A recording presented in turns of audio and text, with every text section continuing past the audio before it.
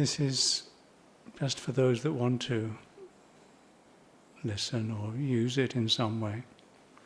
If you're quite happy with how your practice goes, then you can be quite happy just leaving this sound at the ear door and get on with whatever you're used to doing. You don't feel that this is a compulsory.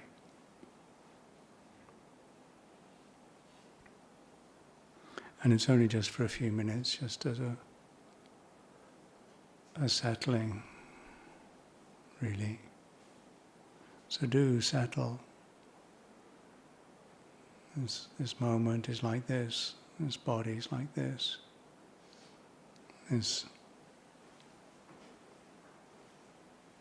experience is like this. Eyes open or closed.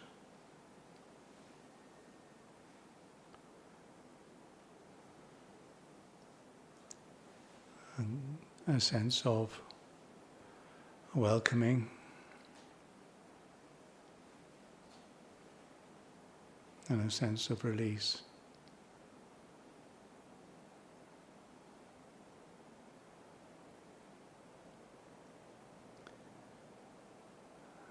Remembering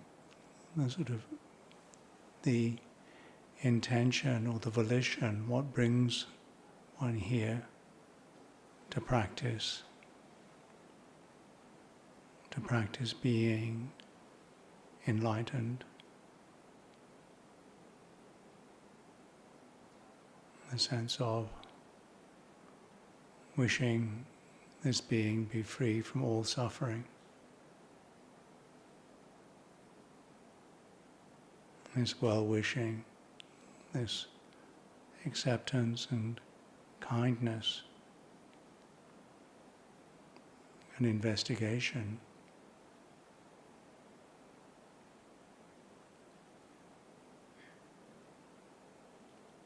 So releasing the regrets, recriminations,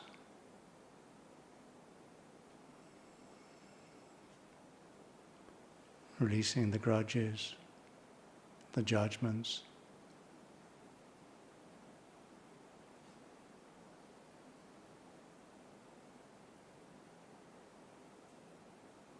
Not grasping after hopes, expectations, worries.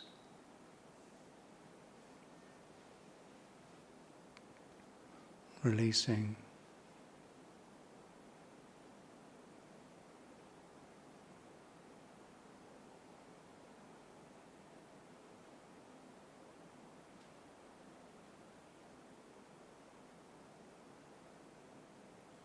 And allowing the gift of attention,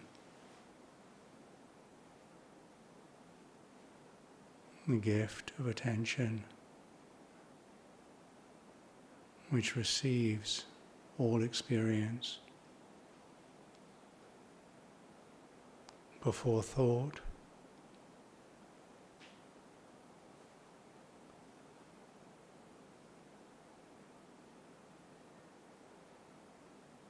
and releases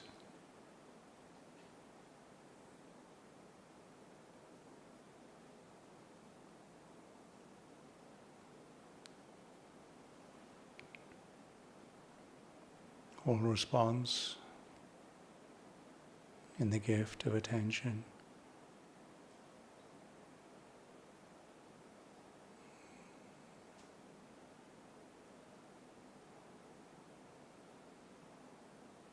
Gift. No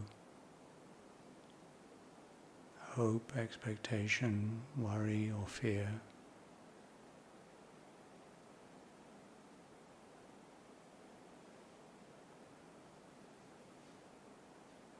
This moment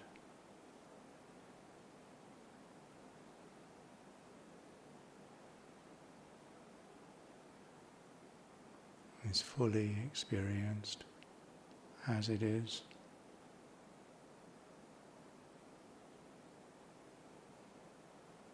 with all the sensitivity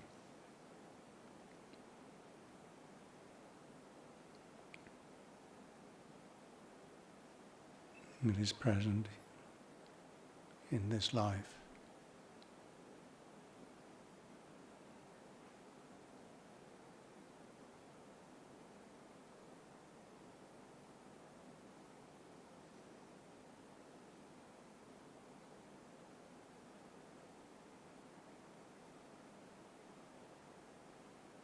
And the space and the context, and the silence and the knowing.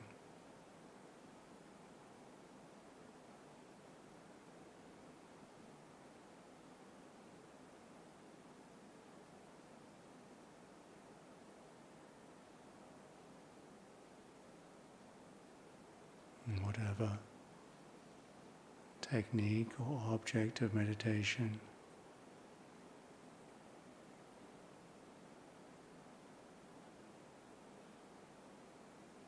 is allowed,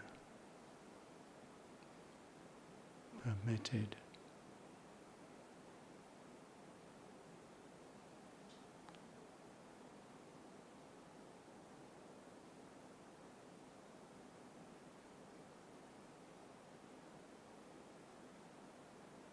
in this kindness,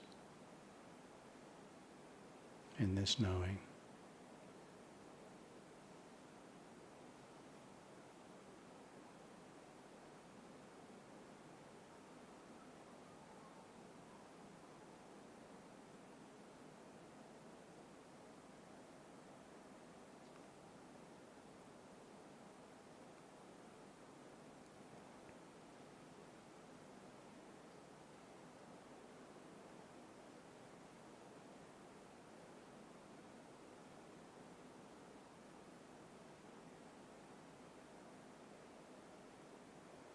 If there's pain or concern, then out of compassion, with a sense of I move because of compassion to this body, gently, silently move as best you can. But in the stillness, allow whatever experience is to be there, to be there.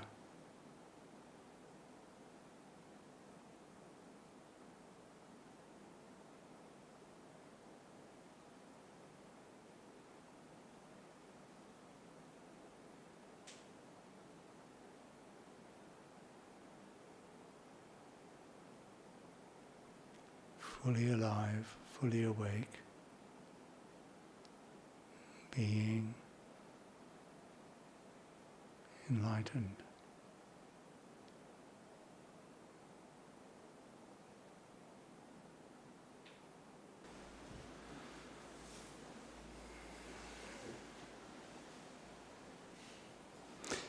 Well, I'm very impressed and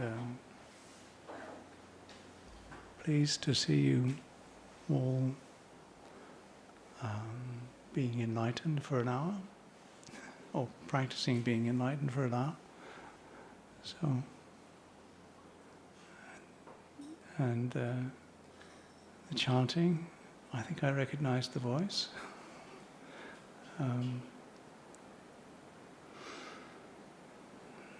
So, open to questions or open to comments, complaints.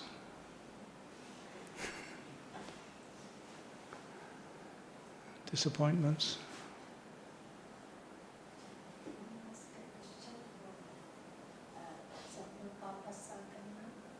About what?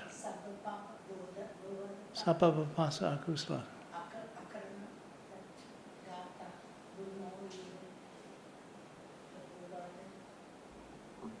What do you want to ask? He's the guy.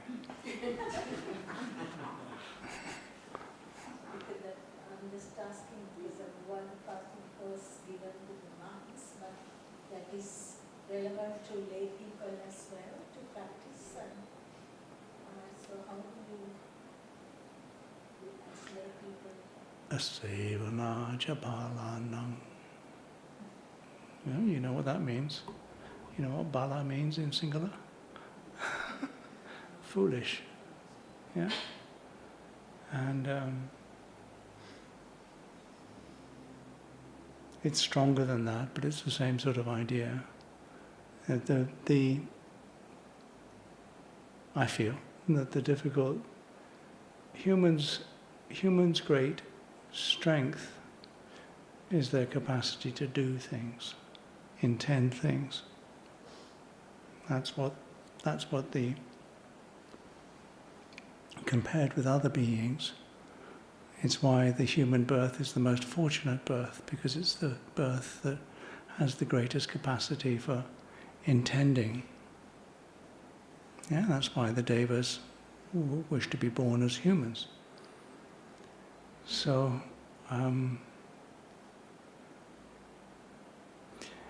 one of the things that it's difficult for humans to do is to not do. Because if there's something that we can fiddle with, or something that we can see, how does this work? We don't, as a whole, will do it rather than not do it. Yeah? And we don't often know why we're doing it or what we're doing. So, and not knowing when something's foolish or something's evil, we make a lot of mistakes.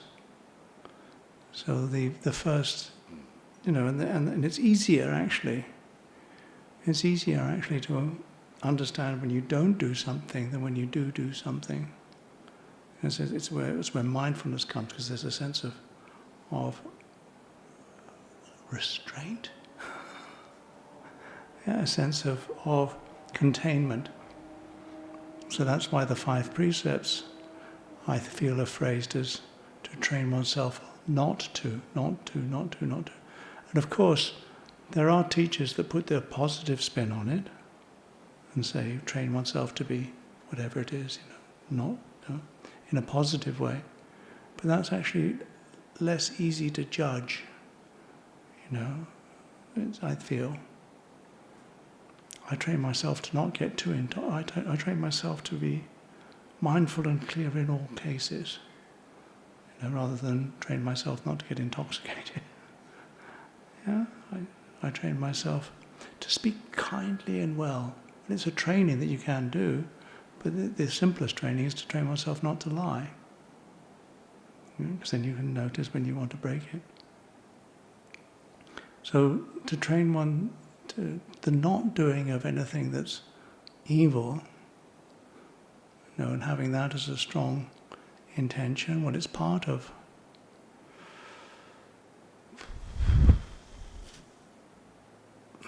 Sammasankappa and also the rest of the sila as well. But bapa is pretty heavy. It's heavier than bala, I think. Is that right? Bapa, asevanacha balanam, and sabba papasa. That's a sort of stronger thing of don't do stuff that's evil. And I think that's often people say to do good and not to do evil.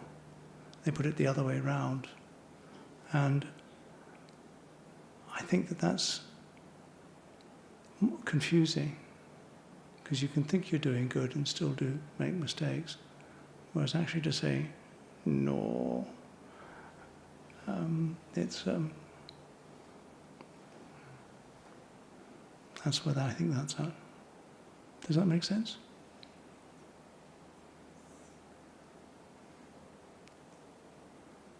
Ajahn, is it related to this Dhamma talk today? Ajahn talking about not fighting seeing what you think, just not to think. Oh, noticing what's not thinking. Yeah, not thinking. Is this the meaning that we just be here and now and not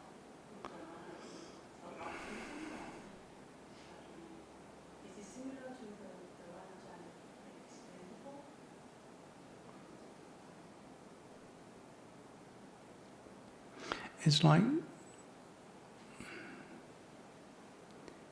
what is the the way that one of the ways that I relate to this is using, Ajahn Chah saying, what is it without which there cannot be this room? What is it without which there cannot be this room? And what is it that is a pre-existing condition without which there could not be this room? What is it? Where does all music start? And so you've got space and silence. So when you're looking at the room, what you don't notice is the space. Whereas if there wasn't the space, the room could not be here. Yeah? And when you notice the space, you're not dwelling on the content. Ajahn Sumedharama talks about it as a way of when he was getting upset with all the monks in the monastery, just noticing everything that was wrong, he noticed that, well, actually, the space is just the space. The monks are, and the space is there. So what you can notice what's the thought, and then what do you notice when you're not thinking? Yeah, because what we tend to notice is the thinking and not what's not thinking. Because you don't actually always think, to be quite honest, but you just don't notice it. And then you don't notice what's not thinking. One of the things that, when people have very strong emotions, people say, I'm angry, I'm angry, I'm angry. I say, is your right elbow angry? Yeah, because often it's not. It's just being a right elbow. You notice what's not. You don't block out or try to pretend that you're not angry, but you also notice what's not. When you've got pain in your knees, notice what's not painful in your body, so that you can move your attention from what is painful to what is not painful, the edge of the pain. And then you can explore the pain in a way that gives you a perspective on it. And then thought, you can't think about what's not thinking, unfortunately. You can know it, though. Because if you think about what's not thinking, you're thinking, but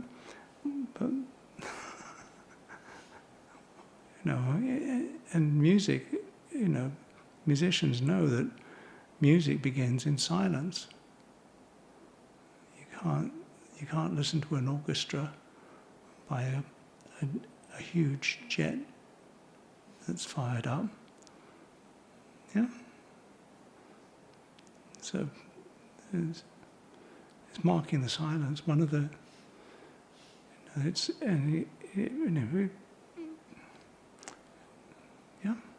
those are the hints that I find helpful. The other thing that I note, those pictures you sometimes get of a white vase.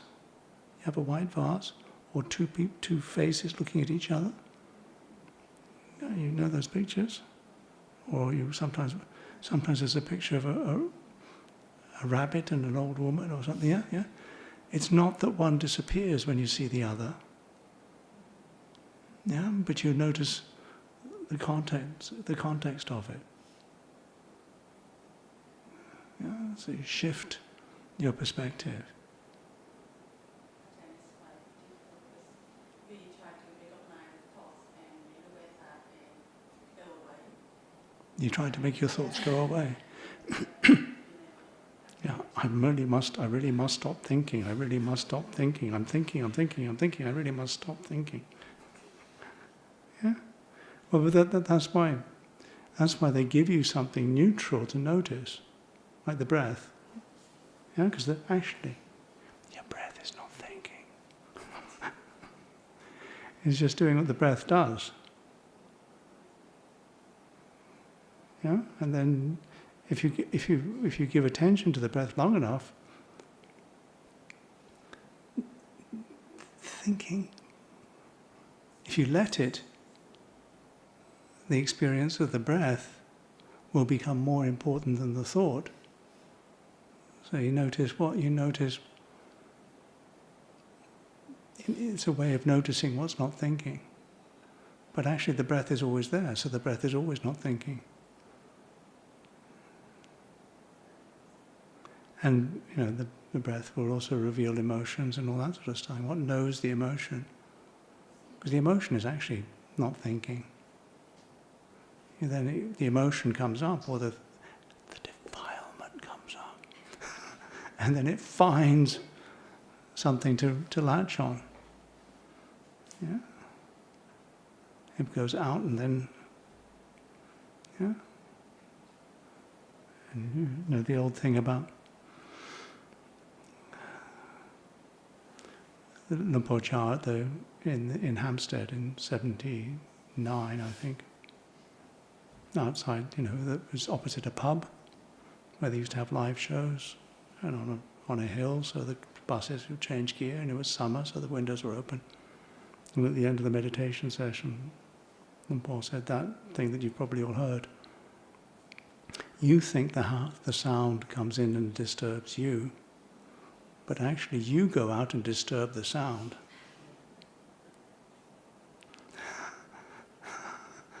Huh? You think somebody comes and annoys you, but actually you spread your annoyance out and put it on a person.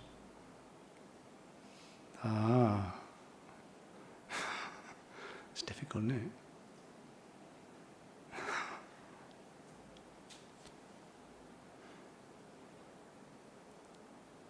But he did annoy me.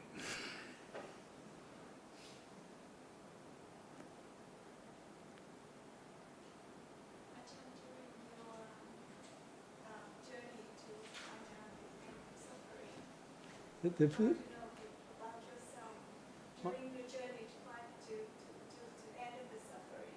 When was your the most difficult experience that you experienced, and how did you apply the Buddha's teaching to help you to overcome that? And what is the advice for all of us? You're assuming something there. There's an assumption behind that. During my journey to the end of my suffering, what did I do? Who says I don't suffer? I reject the premise of that statement. I have quite enough capacity to get annoyed by everybody. I can go out and put my annoyance on anybody. So I don't accept that claim. What's been the most difficult thing that's been occurring in these last 70 years? My views and opinions. My views and opinions, which are so precious to me, that if anybody contradicts them, my opinions about myself, I am enlightened, I'm not enlightened. Opinions and views. Yeah? Your opinion that you feel that I've ended suffering is the most annoying thing for me, because it's not necessarily my opinion about myself. So the most annoying and irritating thing is my opinions.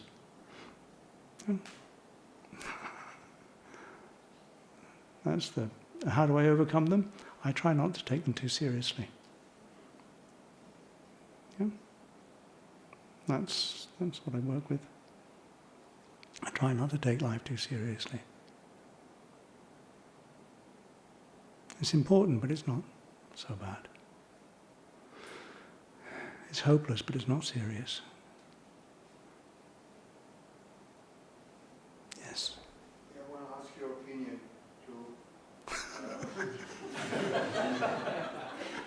to... You want to make me suffer. Okay. Just as much, is that the key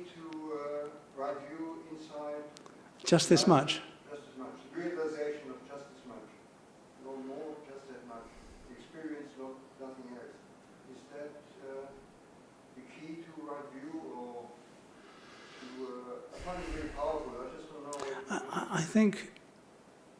I think that there are at least 84,000 Dhamma doors, and I feel that means that everybody has to discover their own.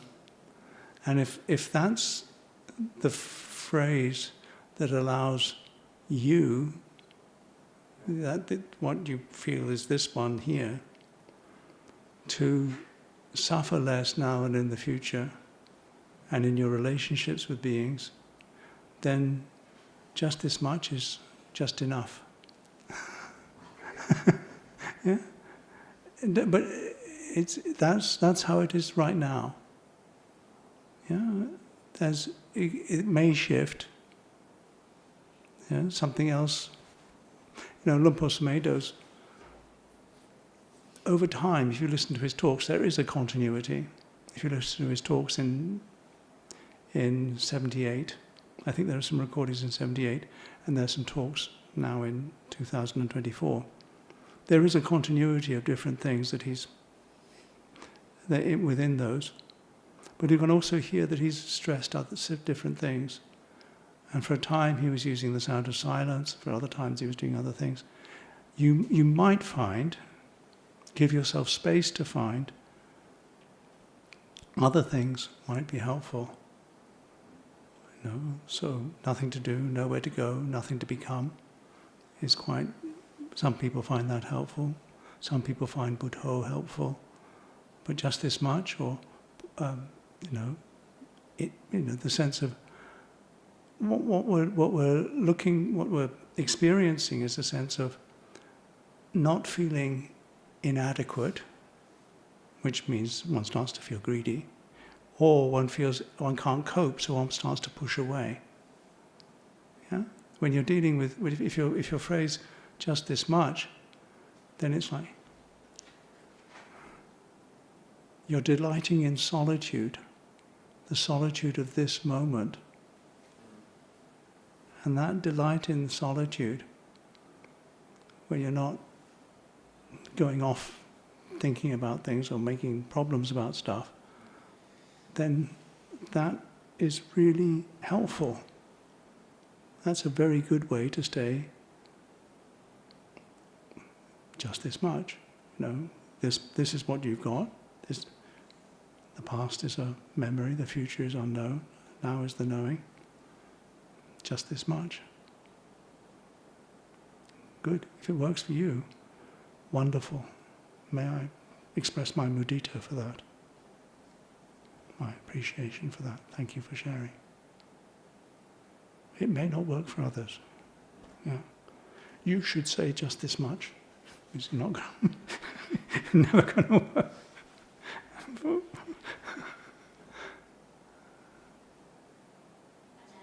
Just now when talking about thinking and doing, so I was thinking, eventually we feel alive when we're doing something. Mm-hmm. So it's almost like an emphasis of our existence. Mm. So I sort of feel, is it because of our attachment to this is something I am, I have, I do, I can. This is self-which.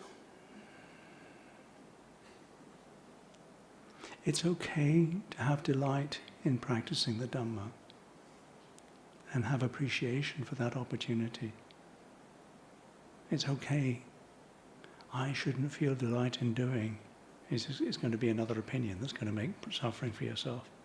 Yeah. I was mainly thinking about doing things that we should be doing. Pardon? Overthinking. So we rather do something wrong than do nothing. Rather do something wrong than do nothing. Yeah, sometimes doing nothing is wrong also. So,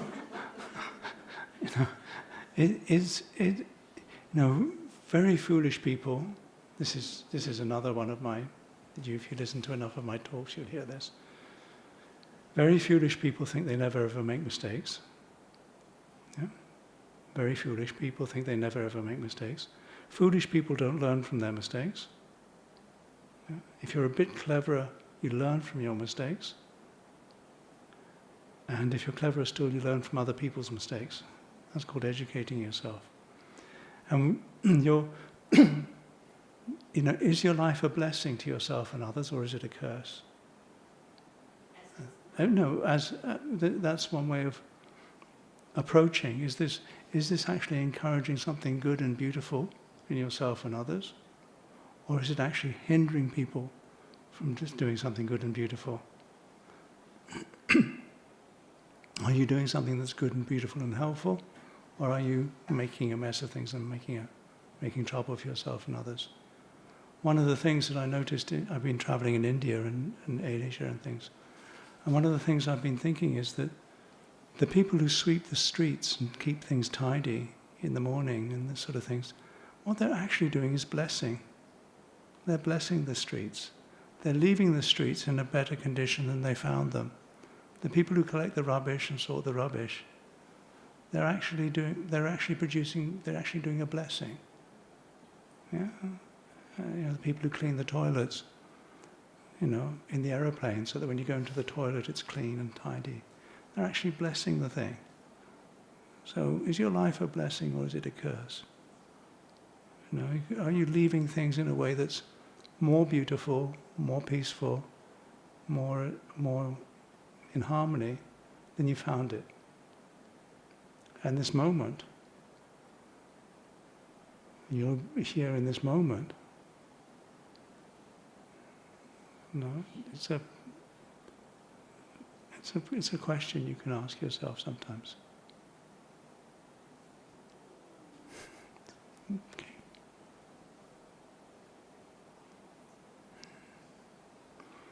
And sometimes things will be, I feel blessed sometimes, I do feel blessed. But I also sometimes feel cursed because somebody can say something or do something, either intentionally or unintentionally sometimes, and it can stop me from doing something that's beautiful or good. And I know sometimes people tell me that I've said something, that's been very, very helpful. But I also suspect that sometimes I've said something intentionally or unintentionally that has actually, people have said, and made them all upset. And they feel cursed by it. And you can't always judge very carefully because you make mistakes.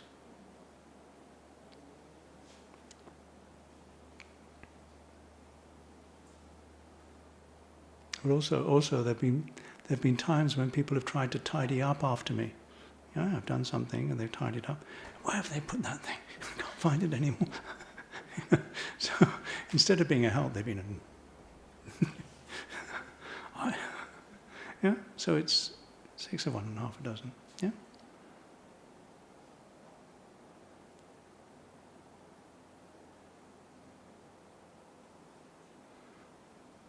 $55. I've noticed that people here are quite